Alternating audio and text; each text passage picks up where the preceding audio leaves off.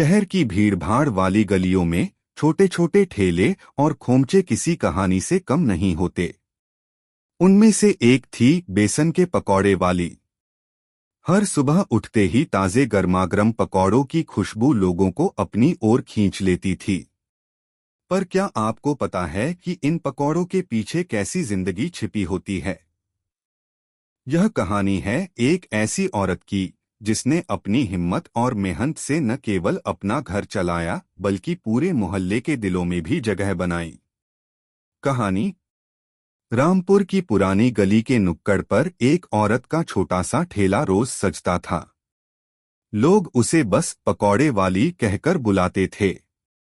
असली नाम कमला था, मगर मोहल्ले के बच्चे बड़े बूढ़े सबके लिए वो कमला दीदी ही बन चुकी थी। कमला के पकौड़े इतने मशहूर थे कि सुबह से ही भीड़ लग जाती।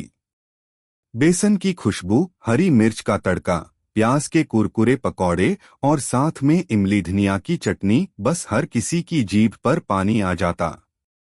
लेकिन यह पकौड़े का ठेला कमला की मजबूरी से शुरू हुआ था।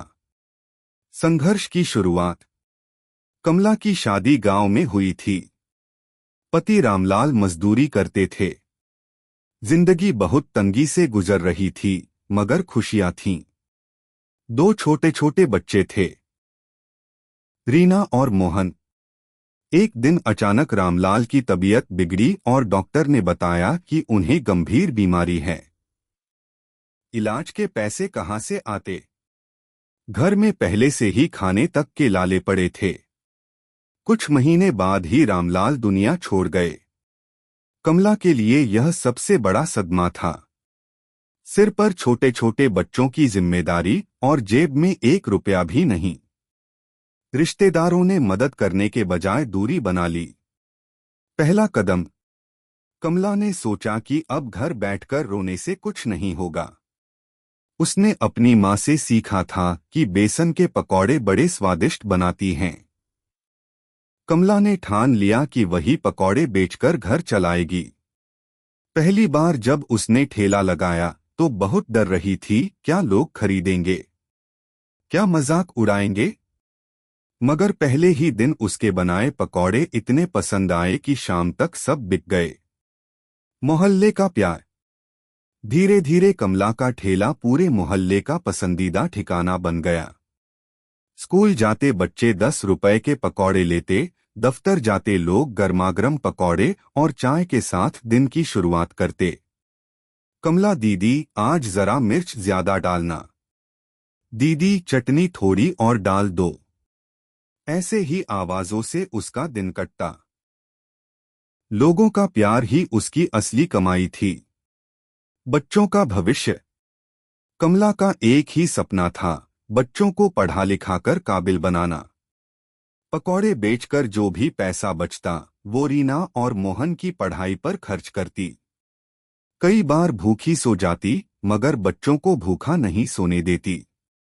रीना पढ़ाई में बहुत होशियार थी और मोहन खेलों में अच्छा था।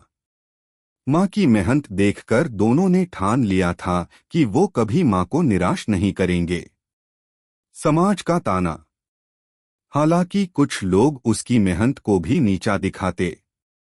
देखो, बेसन बेचकर घर चला रही है, ठेले वाली औरत को कौन इज्जत देगा। कमला इन बातों को अनसुना कर देती। उसे पता था कि मेहनत करने वालों की इज्जत खुद ब खुद बन जाती है। बदलती किस्मत। सालों की मेहनत के बाद रीना ने कॉलेज में टॉप किया और उसे छात्रवृत्ति मिली। वहीं मोहन ने खेल में जिला स्तर पर मेडल जीता। मोहल्ले के लोग अब गर्व से कहते, ये वही बच्चे हैं जिनकी माँ पकौड़े बेचती है। नई पहचान। आज कमला का ठेला सिर्फ पकौड़े बेचने का ठेला नहीं रहा, बल्कि मेहनत और हिम्मत की मिसाल बन गया। लोग जब पकौड़े खाने आते तो कहते, दीदी, आपके पकौड़े में सिर्फ स्वाद ही नहीं, माँ का प्यार भी मिल।